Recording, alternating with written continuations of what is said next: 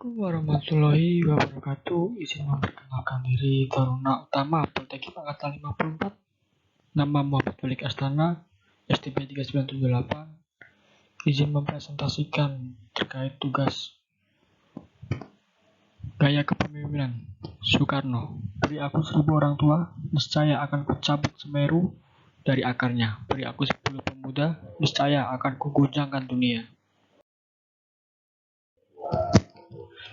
Insinyur Soekarno, seperti yang kita tahu, merupakan presiden pertama Indonesia yang lahir di Surabaya, Jawa Timur, 6 Juni tahun 1901. Presiden Soekarno menjabat Presiden Republik Indonesia mulai 18 Agustus 1945 sampai dengan 12 Maret 1967. Prestasi kepemimpinan Presiden Soekarno sendiri terbagi menjadi 3. Walaupun ada banyak, tapi saya menyebutkan 3. Yang pertama, semangat revolusi yang membuahkan hasil. Semangat revolusi yang membuahkan hasil kemerdekaan ini mungkin menjadi pertama yang tidak akan pernah dilupakan dari Soekarno. Ialah bagaimana ia mampu mengorbankan semangat revolusi di tengah-tengah masyarakat Indonesia, yang mana hal tersebut akhirnya membawa Indonesia kepada kemerdekaan di tahun 1945.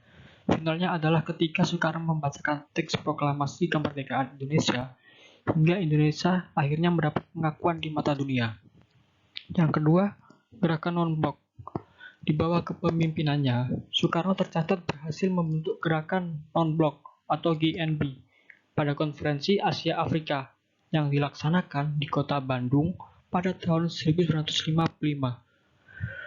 Gerakan yang dibentuk oleh Soekarno ini kemudian diikuti dan didukung oleh beberapa pemimpin besar lainnya, seperti misalnya Josip Broz Tito yang menjabat sebagai Presiden Yugoslavia, Pandit Jawaharlal Nehru selaku Perdana Menteri India, Kwame Nkrumah selaku Presiden Ghana, dan Gamal Abdel Nasir yang menjabat sebagai Presiden Mesir. Yang ketiga, prestasi kepemimpinannya yaitu menyatukan Papua Barat ke NKRI. Pada 1 Mei tahun 1963, Papua Barat akhirnya berhasil bergabung dengan Negara Kesatuan Republik Indonesia. Namun, hal ini merupakan hasil dari serentetan perjuangan yang dilakukan oleh Soekarno selaku pemimpin Indonesia.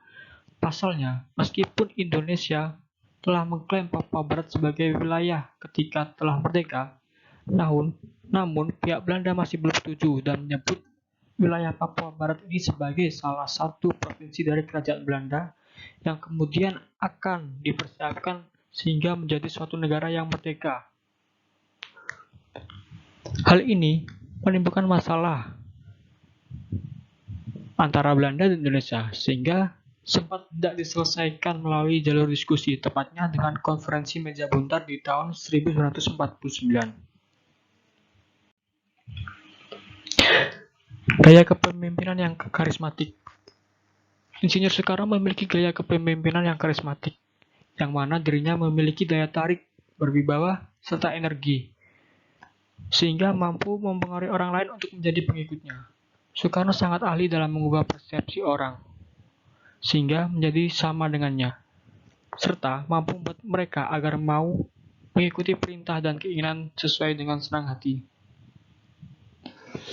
Gaya kepemimpinan karismatik dibedakan menjadi 2, yaitu karismatik situasi krisis dan karismatik tipe visioner. Pada intinya, tidak ada gaya kepemimpinan yang sempurna dan dapat diterapkan di segala kondisi.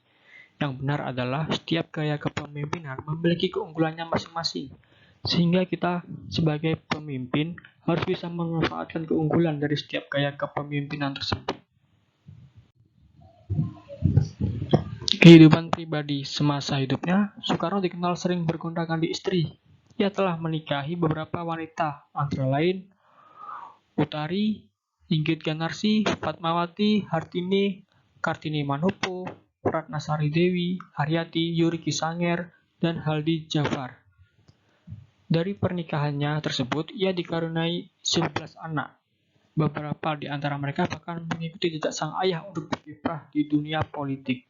Sebut saja Megawati Soekarno Putri yang kemudian menjadi Presiden Indonesia kelima, Rahmawati Soekarno Putri, dan Sukmawati Soekarno Putri.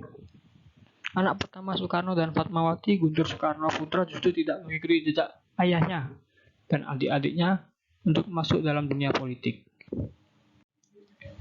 Sekian pembahasan yang bisa saya sampaikan. Ada kurang atau lebihnya, saya mohon maaf. Wassalamualaikum warahmatullahi wabarakatuh.